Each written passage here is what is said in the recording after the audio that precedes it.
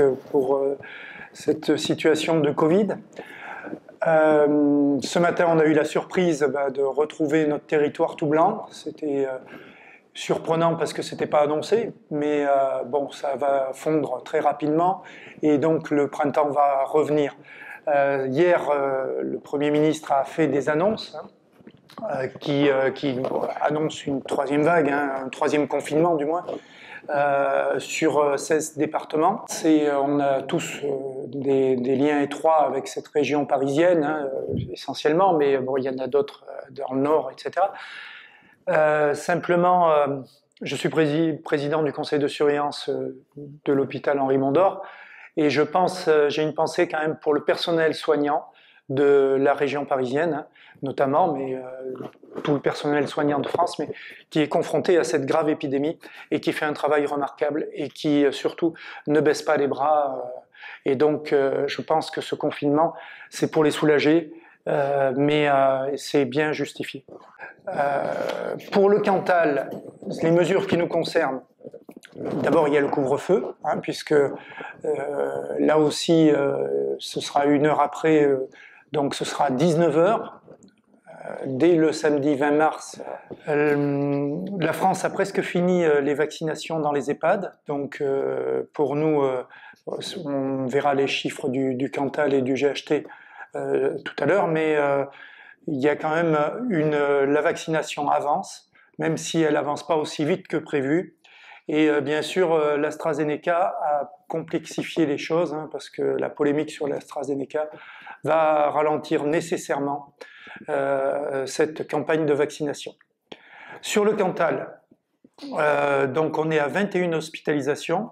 On avait le 17 mars, aujourd'hui on est le 18 mars, donc le 17 mars on avait 26, donc ça a diminué.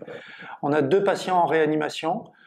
On a un décès de plus, on est à 104 contre 103, et un taux de positivité de 5,31, alors qu'hier on était à 2,53. Et le taux d'incidence pour 100 000 habitants, c'est 110, alors qu'au niveau national, on est à 252. 110 aujourd'hui, enfin hier, mais c'est décalé d'une séance, d'un jour, contre 102 le jour d'avant. Donc vous voyez, le taux d'incidence progresse et progresse très très vite. Sur le Cantal, on est à 25 000 personnes qui ont avancé le schéma, qui sont rentrées dans le schéma de vaccination, donc qui ont reçu une première ou 2 injections, contre 283 personnes la semaine dernière. Donc on a 2902 personnes vaccinées de plus. C'est bien, ça prouve que ça avance. Bon, après, il faut continuer et puis il faut avoir les vaccins. Monsieur le préfet nous a annoncé hier, mercredi à une réunion, qu'on allait augmenter significativement le nombre de doses de Pfizer sur le département du Cantal. Donc à compter du mois de mai, alors avril et mai, on devrait avoir beaucoup plus de doses.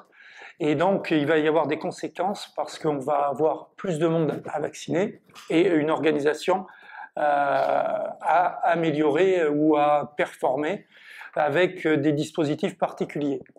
Le comité départemental de l'ordre des médecins va proposer des équipes mobiles, 20 équipes mobiles pour aller sur les territoires isolés.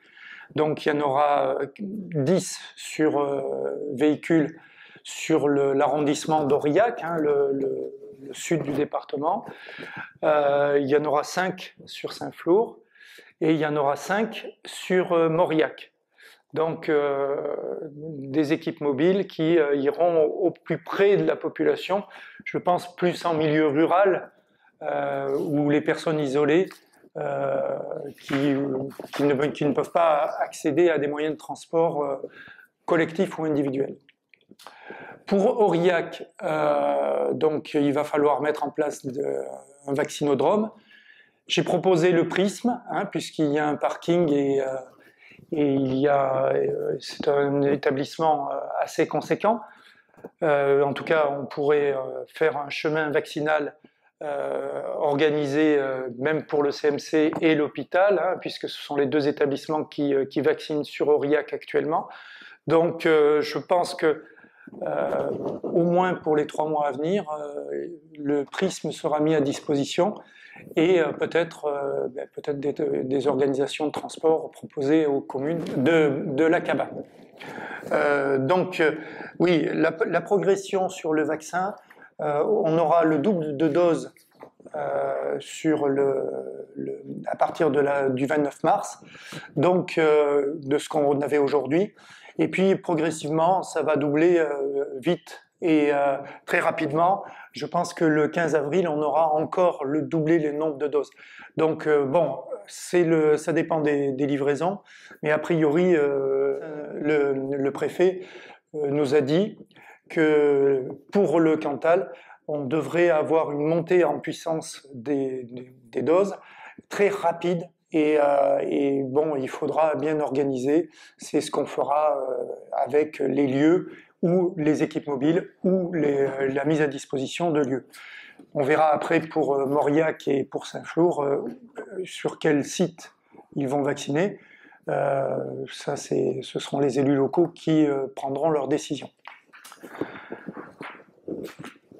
Pour les EHPAD, pour les EHPAD du CCAS, mais je pense que c'est partout pareil, les règles se sont assouplies, hein, puisque la plupart des résidents en EHPAD sont vaccinés. Donc il faudra faire une distinction entre ceux qui sont vaccinés et ceux qui ne sont pas vaccinés. Pour les vaccinés, ça va s'assouplir et on reviendra quasiment à la normale, hein. Il y aura quand même une charte à signer par le résident ou la famille accueillante pour s'engager à respecter les gestes barrières en toutes circonstances, hein. Les résidents pourront sortir, pourront aller se promener, pourront manger ensemble, enfin, on reviendra à la vie normale pour ceux qui sont vaccinés. Pour les autres, évidemment, les sorties sont autorisées, mais la charte à signer, bien sûr, mais un confinement s'imposera et de 7 jours, hein, donc un isolement. Et puis les tests PCR seront entre le J4, hein, donc le 4e jour et le 7e jour, pour vérifier qu'ils ne sont pas atteints du Covid. La visite des familles, ben pareil, hein, dans les EHPAD, ça pourra se faire si les résidents sont vaccinés dans des conditions normales, tout en respectant une charte de responsabilité. Pour les quelques résidents non vaccinés, là par contre, il faudra poursuivre sur le mode de prise de rendez-vous et d'être reçu une personne. Enfin, donc les mesures classiques seront maintenues. Dans l'actualité de cette vidéo, nous allons présenter un projet qui concerne la commune d'Ytrac, commune de l'Aqaba, hein, donc c'est Bernadette Ginez qui va le présenter. Alors elle est maire d'Ytrac bien sûr, mais elle est aussi vice-présidente à l'Aqaba des ressources humaines, donc c'est à ce double titre qu'elle peut parler, mais elle va en parler en tant que maire d'un projet d'aménagement de la place Pierre-Moissinac. C'est un projet structurant pour sa commune, et puis je pense que c'est aussi un projet intéressant pour le territoire. Elle est dans les communes relais, donc, et puis petite ville de demain, donc c'est pas neutre pour l'avenir de l'Aqaba.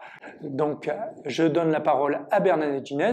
Moi pour ma part je vais vous quitter et je vous donne rendez-vous vendredi prochain pour une prochaine vidéo.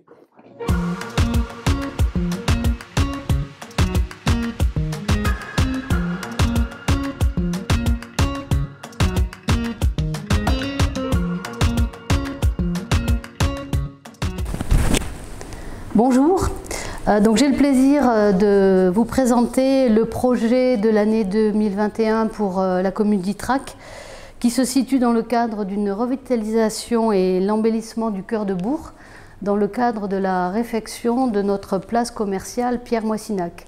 Alors c'est une place qui concentre les commerces de la commune. On y retrouve une coiffeuse, une esthéticienne, l'agence postale communale, une supérette, la pharmacie, la boulangerie et plus récemment ouvert en 2020, donc un bar tabac journaux qui est installé dans des locaux appartenant à la commune et dont on a confié la gérance depuis mars 2020. Donc cette place souffre aujourd'hui d'un environnement de stationnement anarchique, d'une circulation des piétons qui est peu organisée, qui présente donc un risque et un danger. Donc nous envisageons à travers ce projet de pouvoir améliorer l'accessibilité, sécuriser la circulation des piétons et aménager, structurer le stationnement des véhicules. Donc le cœur de la place sera organisé avec un stationnement en épi devant les commerces, une voie de circulation à sens unique pour l'entrée sur cette place devant les commerces, et ensuite le bas de la place sera réservé aux piétons.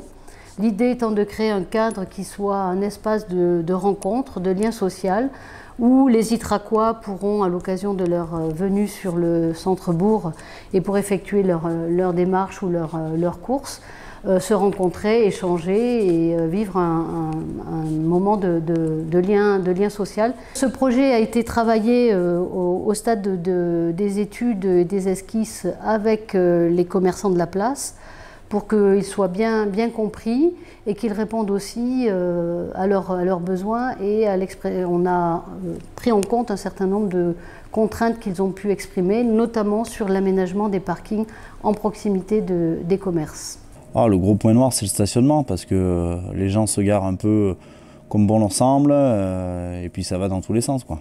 Et c'est dangereux parce qu'il y a de la circulation, il y a des piétons. La place va amener une certaine, je pense, dynamique, par le fait des activités qu'il va y avoir autour. Et si on l'anime correctement, je pense qu'il y a moyen de bien travailler avec cette place. Peut-être un jour un marché. Aujourd'hui, tous les vide-greniers, choses comme ça, se font sur la place du Dojo. Peut-être qu'il y aura une activité qui pourrait se faire ici, de façon à amener du monde sur la placette, quoi, pour les commerces. Effectivement, la place, elle a besoin d'être refaite, vous voyez comme elle est. Donc voilà, juste qu'après, je pense que ce sera plus joli que ce que c'est. Après, on verra au fur et à mesure ce que ça donne. Si c'est commode, si c'est... Enfin voilà, quoi. Avec une seule voie de circulation et tout ça, donc après, à voir à l'usage, quoi. Ce projet a été engagé dès 2019. On a travaillé avec le cabinet Métaphore dans le cadre d'une étude d'aménagement et la réalisation d'une esquisse. Nous avons ensuite conclu une convention et une mission de maîtrise d'œuvre avec Cantal Ingénierie et Territoire pour la réalisation de ce projet qui devrait démarrer en avril, puisque là on en est au stade du choix des entreprises pour la réalisation des travaux. Donc ce projet a été aussi rendu possible dans toutes ses dimensions, notamment sur la partie du stationnement des voitures, avec l'accord qui a pu être trouvé avec Madame Tardieu, qui est propriétaire devant la pharmacie et qui nous a permis d'acquérir une bande de terrain qui nous permet de créer du parking aujourd'hui inexistant et au final, le projet terminé, de recréer davantage de places de stationnement sur cet espace. Ce projet s'élève à un coût de 411 000 €. Il est aujourd'hui soutenu et on peut remercier chacun de nos partenaires par l'État dans le cadre d'une subvention DETR et DECIL Relance, la région aussi qui nous accompagne dans le cadre du plan de relance et le conseil départemental. Donc c'est un projet qui va améliorer vraiment le cadre de vie pour Ytrac et dont on se félicite sur l'ensemble des éléments qui aujourd'hui permettent de le réaliser.